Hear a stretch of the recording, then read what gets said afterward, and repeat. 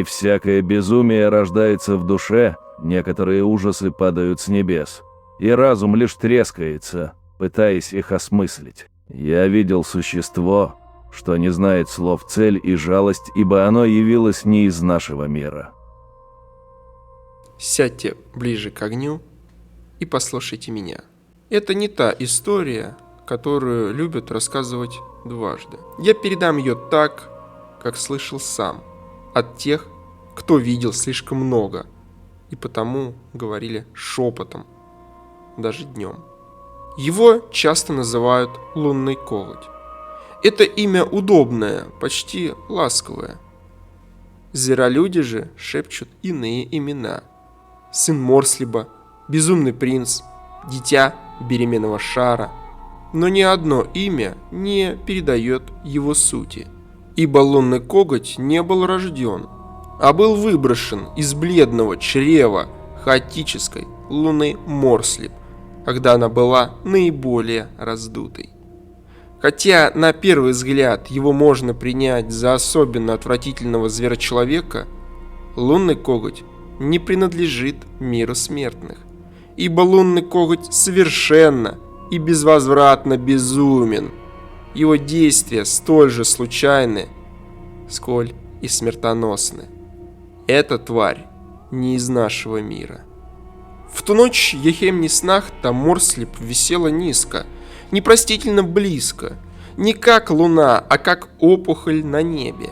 Старые пастухи клялись, что видели, как по ее поверхности шли тени, будто нечто внутри переворачивалось, искало выход. Собаки выли тогда на протяжении недели без всякой причины. Дети просыпались с криком, повторяя слова, которым их никто не учил. Даже ветры дули не туда, куда им следовало. Зверолюди праздновали. Они всегда празднуют, когда мир трещит по швам. Их костры горели зеленым светом, а барабаны били не в ритм, а против него, будто стараясь расшатать само время. И тогда над лесом прошла комета. Не белая и не огненная, а рогатая, вращающаяся, как если бы ее кто-то бросил небрежно, не заботясь, куда она упадет. Небо на мгновение стало раненым. И остался шрам. И этот шрам светился. Удар пришелся в древнюю рощу у бесплодных холмов. Вы знаете это место. Даже сейчас туда не ходят. Земля там проваливается под ногами, а деревья растут, отвернув ветви от неба. В ту ночь лес не просто был уничтожен, он был стерт. Корни вывернуло наружу, камни расплавились, а воздух стал густым, как вода. Те, кто был рядом, исчезли без следа, ни тела, ни пепла, лишь тень. Тень, как если бы людей просто вычеркнули из нашего мира. Из кратера поднялось нечто яйцеобразное, треснувшее, пульсирующее. Варп-камень, чистый и живой. И вот он раскрылся, и из него вышел лунный коготь. Я слышал описание от мага из Альдорфа. Он говорил, что существо не шло и не летело. Оно как бы вспоминало, как нужно двигаться, и каждое движение было ошибкой, исправленной слишком поздно. Существо полуматериальное, полупрозрачное, сплошь в слизи и засохших ядовитых каплях, шагнуло на землю.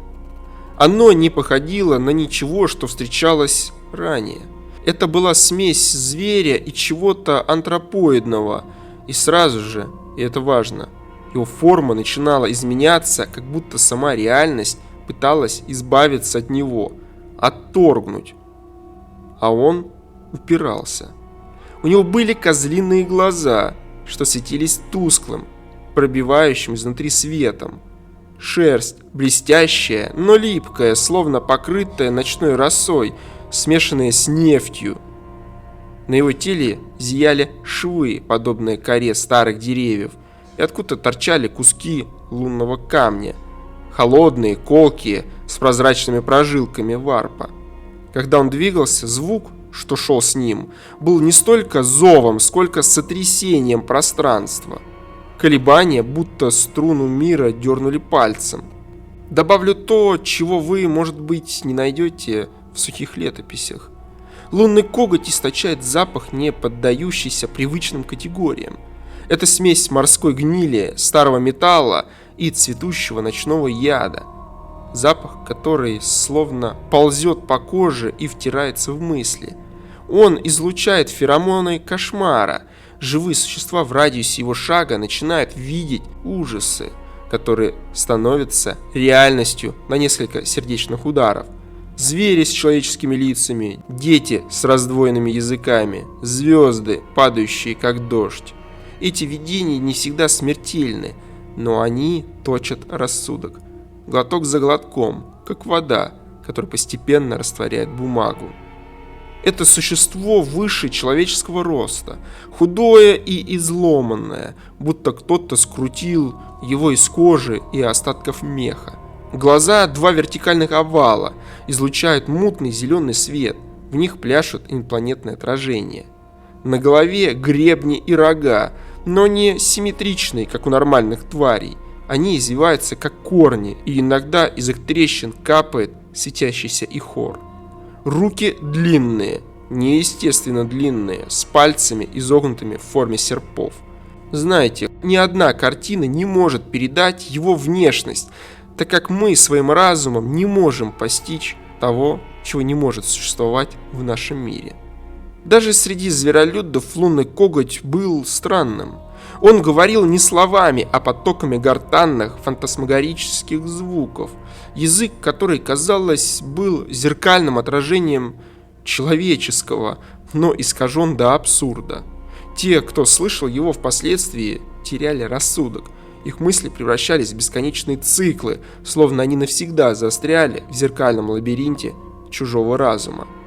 С того дня он бродит, не как странник, а как заблудшая овца. Он появляется там, где Морслип кажется особенно тяжелой, и исчезает без следа, оставляя после себя искажения. Иногда это безумие в головах, иногда физические следы. Однажды целая деревня проснулась с дополнительными суставами. Люди могли сгибаться не туда, куда нужно. Они кричали от боли, но продолжали жить еще несколько дней. Зверолюди падают ниц, когда его видят. Не из страха, из узнавания. Для них лунный коготь не бог и не пророк. Он знак, доказательство, что мир болен и болезнь прекрасна. Они следуют за ним, хотя он редко обращает на них внимание. Иногда он смотрит на них, наклоняя голову, как ученый на насекомых. И тогда из воздуха выпадают тени. И эти тени цепляются к телам и больше их не отпускают. Когда Морслип подходит ближе всего, лунный коготь меняется. Его движение становится увереннее, но от этого лишь страшнее. В такие ночи он призывает Умбралока. Это существо описывали по-разному, и все описания верны. Две головы, но не для того, чтобы видеть разные стороны. Одна смотрит в мир, другая в то, чего нет. Его тело поглощает свет, а шаги не издают звука. Лунный коготь выседает на нем, и тогда кажется, что они составляют единое целое, как если бы всадник был всего лишь более плотной тенью. Цели лунного когтя в нашем мире известны лишь частично. Доподлинно известно, что он ищет путевые камни, древние сооружения, которые старше людей и даже эльфов. Камни, что удерживают мир в форме. Лунный коготь ненавидит форму. Он прикасается к камням, и те трескаются, словно испытывая боль. Зверолюди ломают их, оскверняют, и тогда в мир проливается то, что было заперто. В такие моменты небо темнеет, даже если на улице день. Говорят, лунный коготь слаб в магии. Это ложь, возникшая из желания успокоить. Он не колдует, так как мы понимаем магию. Он не тянет ветры. Он их путает. Дикая магия и тени Улгу текут вокруг него, как вода вокруг камня. Но камень это движется против течения. Он насылает волны безумия не заклинанием, а самим фактом присутствия. Сам он вне этого. Его разум уже разрушен и потому неуязвим. Есть и другие подробности, о которых говорят редко. В местах, где лунный коготь останавливался надолго, меняется время. Часы спешат или отстают. Люди стареют неравномерно. У одного солдата посидела только половина головы за ночь. У другого выросли когти, как у зверя. А одна женщина родила ребенка с открытыми глазами, которые светились зеленым, пока она не задушила его, плача и смеясь одновременно. Если вам удастся пообщаться с людоящерами, и вы поймете их, то они вам расскажут другую историю о лунном когте. Однажды Тек-Ци-Теке, слан 4-го поколения, мудрость которого не подлежала сомнению, собирался сбросить Морслип с орбиты. Это было деяние отчаяния. Ритуал удался лишь частично. Кусок луны хаоса откололся и пролился дождем варп-камня на мир. С тех пор Тек-Ци-Тек молчит чаще, чем говорит. А когда он говорит, слова его путаются.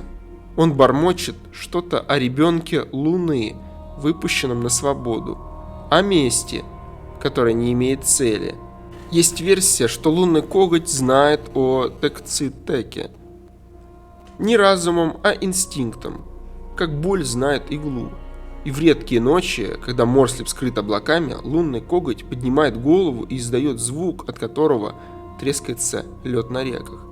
В этот момент все маги чувствуют укол в затылке, как напоминание. Возможно, лунный коготь поэтому и появился в нашем мире и ищет Сланна, чтобы отомстить за то, что тот хотел уничтожить саму Морслип. Я рассказал вам то, что знаю. Теперь храните свои сны.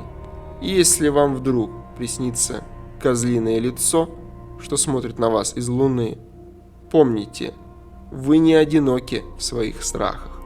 Лунный коготь слышит их, и ему этого достаточно.